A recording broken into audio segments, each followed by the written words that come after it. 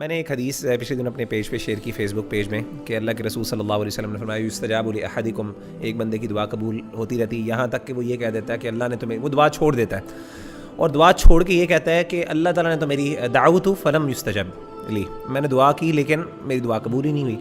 تو وہ صرف اس کہنے پہ اس کی دعا قبول نہیں ہوتی، یعنی وہ بالکل، یعنی ان ادر ورڈس کہ اس کی دعا قبول ہونے والی ہوتی ہے تو وہ جو نہ کہہ دیتا ہے کہ یار میں گیو اپ کر دیتا ہے. کبھی دعا کے بارے میں ہوپ لیس نہ ہو، اللہ سے دعا مانگیں.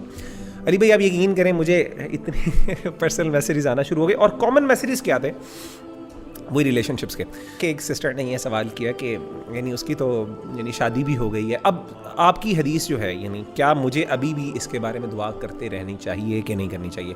کیونکہ آپ تو کہہ رہے ہیں کہ آپ کو مطلب اللہ کی شان اور اللہ کی اس میں کیا کمی ہے، اللہ تعالیٰ تو تقدیر بدل سکتے ہیں، یعنی وہ اللہ کے یعنی ان سرکمسٹانسز تو کچھ بھی نہیں ہے نا اللہ کے پاس.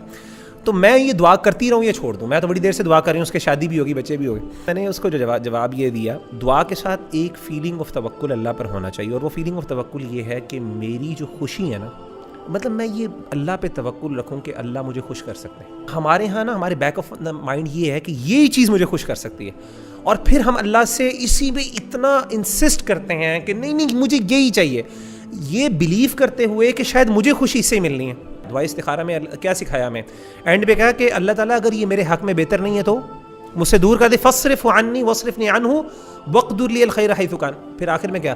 ثم ردنی بھی، اللہ مجھے پھر اس پہ راضی بھی کر دے، یعنی میں خوش بھی ہو سکتا ہوں، اللہ مجھے خوش بھی کر سکتا ہے. تو یعنی وہ یہ بندہ سمجھتا ہے، یہ عام طور پہ اس طرح کی ریلیشن شپ، میں نے کہا آپ کیوں یہ سمجھتی ہیں یا سمجھتے ہیں کہ اس کو حاصل نہ کیا تو میں زندگی خوش نہیں ہوں؟ اللہ آپ کو اس سے بہتر نہیں دے سکتا؟ کیا اس کی شان میں نہیں؟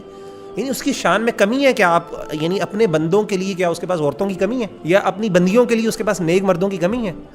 سبحان اللہ، اللہ آپ کو اس سے بہت بہتر. تو یہ فیلنگ جو ہے نا کہ میں فکسیٹڈ ہوں، اسی لیے امام نے قیم نے تو اس کو شرک کہا ہے نا، کہ اتنی فکسیشن ہو نا کہ میں سمجھ لوں کہ میں تو اس سے آگے جا ہی نہیں سکتا. یہ شرک فی المحبہ ہے.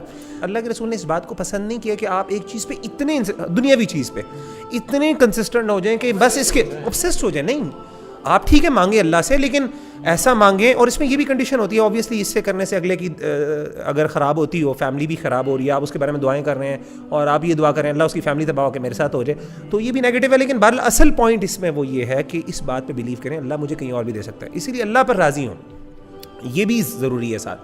تو اللہ سے مانگنے کا مقصد صرف مطلب یہی ہے کہ اللہ سے مانگیں اور اللہ سے کہیں. اسی لیے اچھی دعا اللہ کے رسول نے یہ سکھائی ہے، اللہ تعالیٰ جو میرے لیے بہتر ہے وہ کرے، یہ نہیں کہ مجھے یہی دے.